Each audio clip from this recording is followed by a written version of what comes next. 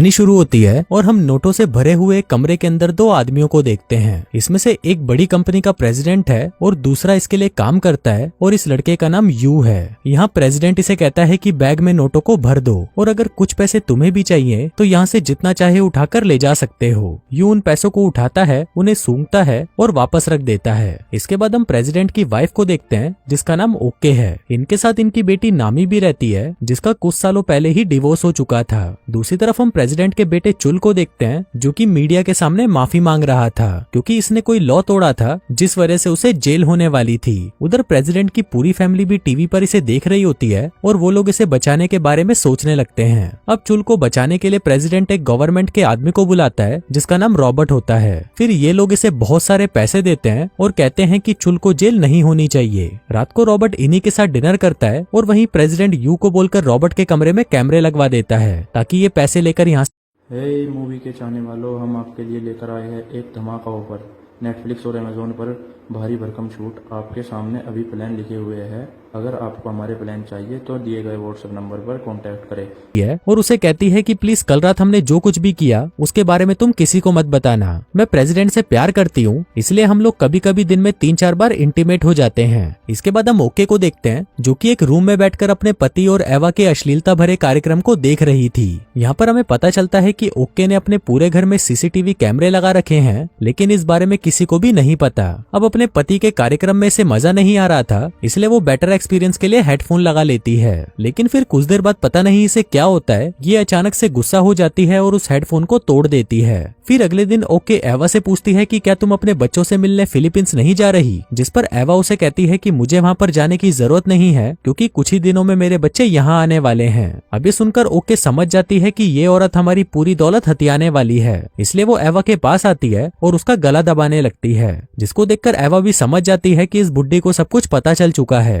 अगले सीन में हम एवा के बच्चों को देखते हैं जो कि फिलीपींस से वापस आ चुके थे। वहाँ पर प्रेसिडेंट उन्हें लेने जाता है जिसके बाद वो सभी बीच पर एंजॉय करने जाते हैं। अब यहाँ पर प्रेसिडेंट को लग रहा था कि कल रात को यू ने जो कुछ भी देखा वो सब कुछ उसने ओके को बता दिया होगा, लेकिन यहाँ पर यू ने कहता है कि मैंने किसी को भी कुछ नहीं बताया। लेकिन वहाँ पर नामी को भी पता चल जाता है कि उसके पापा का नौकरानी के साथ अफेयर चल रहा है। इसके बाद नामी घर आकर ओके को यू को काम से निकाल देने को कहती है लेकिन ओके ऐसा नहीं करती। इसके बाद नामी सोने चली जाती है और यू भी वहाँ से जा ही रहा होता है, लेकिन तभी ओके उसे रोक लेती है और उसे रूम में ले जाकर सेड्यूस करने की कोशिश करती है। यू उसे रोकने की कोशिश करता है लेकिन ये बुढ़िया उसकी कुछ नहीं सुनती और उसके कपड़े उतारने लगती है, जिसके बाद ये दोनों वहीं पर इंटीमेट हो जाते हैं। फिर अगली सुबह जब यू को होश आता है तो वो अपने आप को कोसने लग जाता है कि उसने ये क्या कर दिया और अपने इसी गिल्ट के चलते वो ओके के पास जाकर नौकरी छोड़ने की बात करता है, लेकिन ओके उसे कहती है कि तुम नौकरी नहीं छोड़ सकते और कल रात को हमारे बीच में जो कुछ भी हुआ तुम उसे भूल जाओ।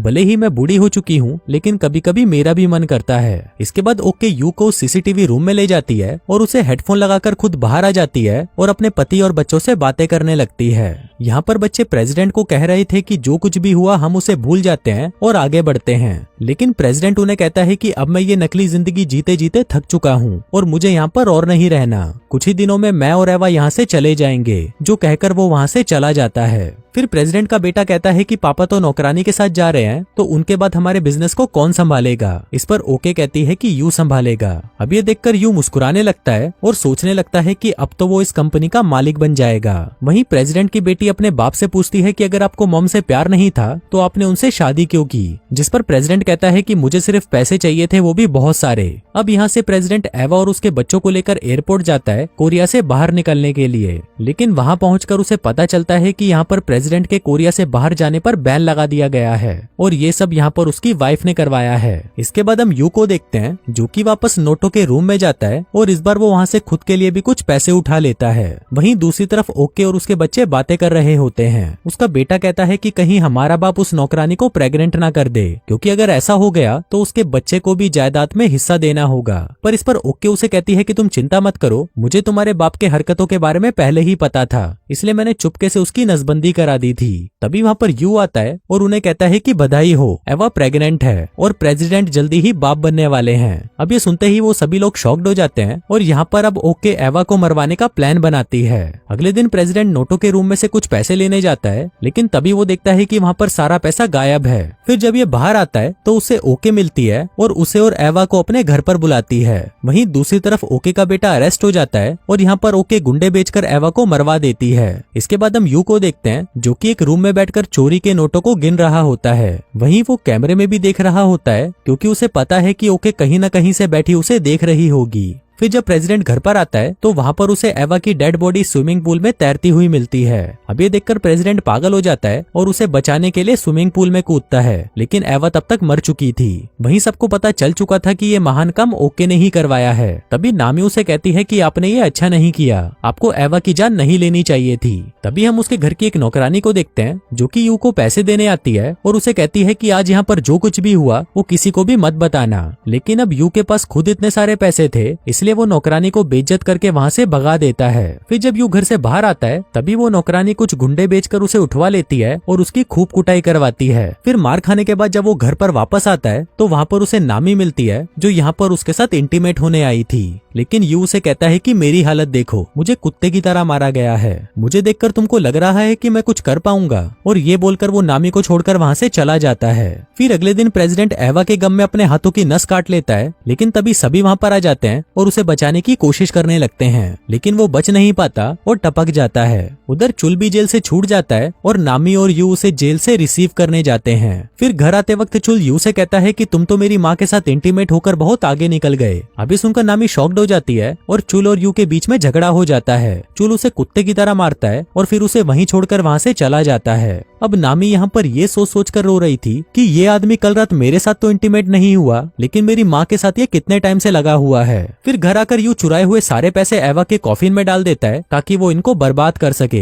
वहीं ओके अपने बेटे का सारा गुना खुद पर ले लेती है, जिससे उसके बेटे को छोड़ दिया जाता है। फिर ओके घर आकर यू को वहाँ से जाने को कहती है, लेकिन यू उसे मना कर देता है और उसे कहता है कि मुझे तुम लोगों के साथ काम नहीं करना।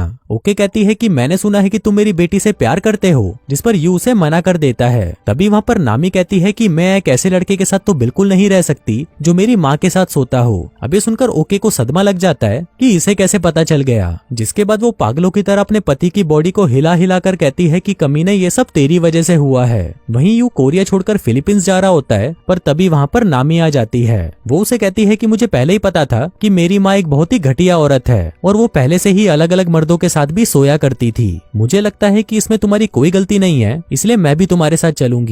अब इन दोनों के बीच में सब कुछ ठीक हो जाता है, जिसके बाद वो दोनों उठकर प्लेन के बाथरूम में जाते हैं और वहाँ पर इंटीमेट हो जाते हैं। आगे ये दोनों फिलीपींस आ जाते हैं और वहाँ पर एवा के बच्चों से मिलते हैं, जो कि अपनी मॉम की बॉडी को देखकर बहुत रोते हैं। आगे यू और नामी वो सारे पैसे एवा के बच्चों को दे देते हैं और दोस्तों इसी के साथ ही ये कहानी यहीं खत्म हो जाती है।